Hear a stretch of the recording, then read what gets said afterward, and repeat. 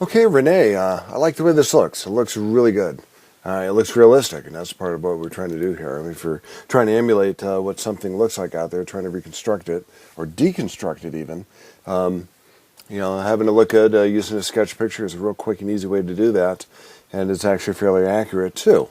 So I can see that if we do the F key here, try to fit it to the screen, there's something really big in the background. So I think your sketch picture's in here.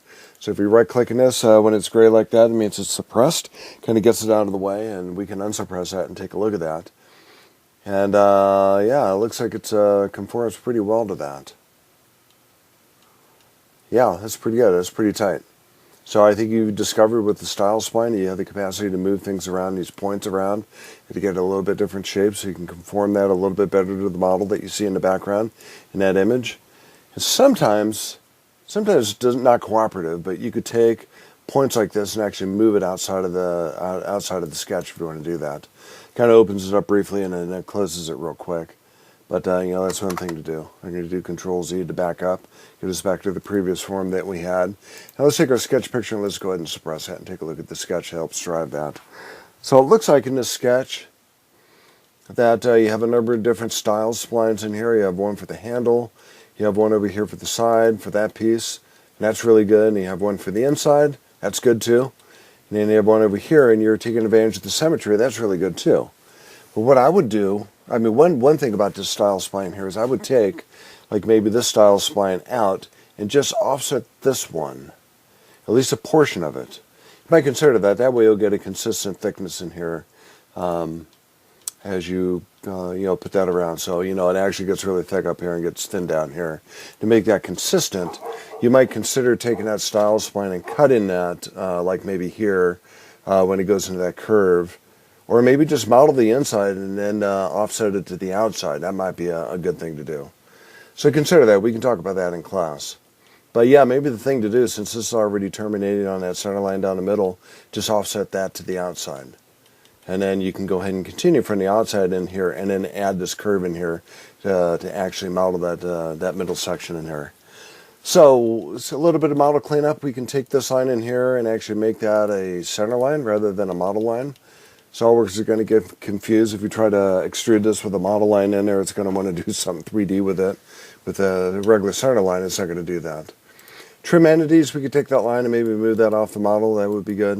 It also looks like you have a bunch of stacked lines in here. I would suggest you don't do that. You got to be careful about that. And if we right-click on that and go to Select Other, and you can see all the different lines in there, and each one of these lines gets highlighted. The last one, line 44, is the one that I just extended. So you might consider deleting some of these other ones and reestablishing relationships with the primary one. I think it would be a good idea. So what else can we do? We can begin to define your style spline. It's blue right now. It's underdefined. That's okay. In a situation like this, because it gives you the capacity it gives you flexibility here. You're not necessarily hemmed in on dimensions. But once you get the form down that you like, then you can begin to dimension it. So the style spline down here, associated with the handle, that would be a fairly easy thing to do. You already have a point over here that's going to be a horizontal with that point over here. And yeah, it looks like you already have a center line in here. Kind of a shorty, but actually that center line is probably associated with your style spline. But let's put in another center line in here. Let's take a line and kind of extend it off to the model, pick up that witness line, kind of get that through there. So now we have a kind of a surface that we could begin to dimension to. So let's go ahead and start over here with that point and this center line. Let's go ahead and put a dimension in there, like maybe 1 inch. Maybe a angle dimension between these two. As a way to do that, maybe 39 degrees.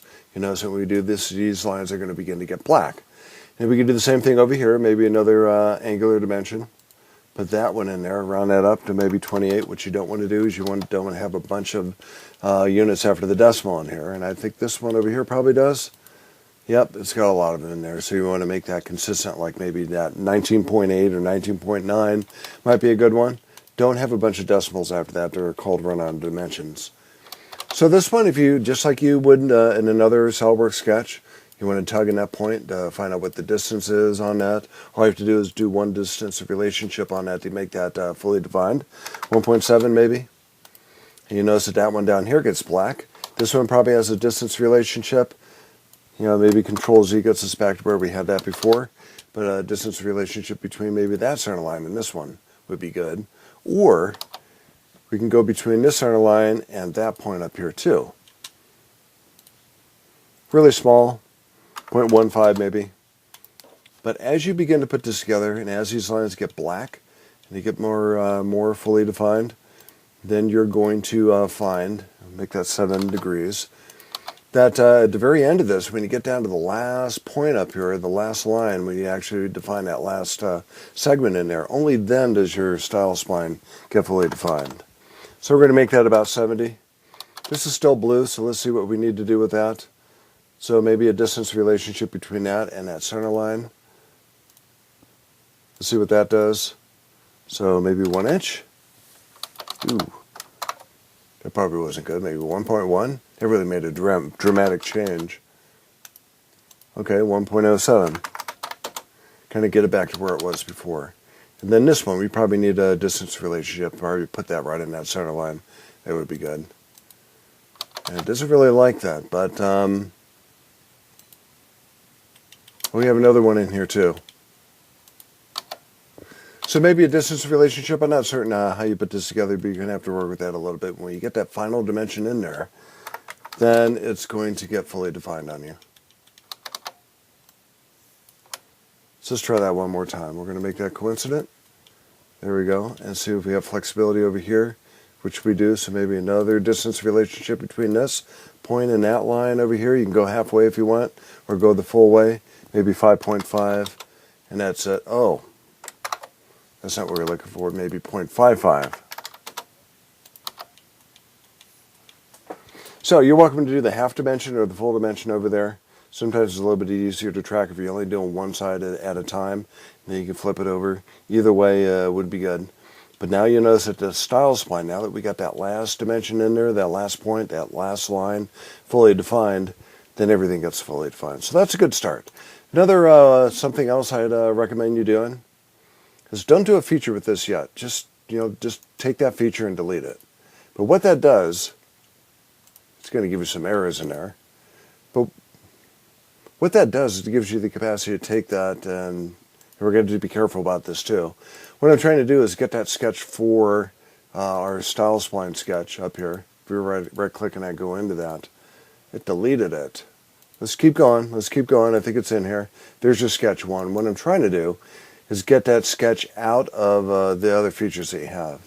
So let's take that sketch 1. We're going to put that on top. We're going to call that our master sketch or our front sketch. And what we're going to do is we're going to create features out of that sketch. We're going to segregate that sketch that we had in order to create different features out of that. Because we can break up this sketch into a number of different components or subcomponents of the part that you're trying to make. And let's talk about this in class tomorrow or on Wednesday. And I'll show you how to do that technique. It's called a design sketch. Put it on top of the tree, and everything refers back to that design sketch. But you use all the components in that design sketch to create different features out of that sketch. So anyways, really good start. So I think this would probably take the place of 3 parts that we're due tomorrow, because it's a fairly complicated sketch. But you want to make sure you begin to get that fully defined. Okay?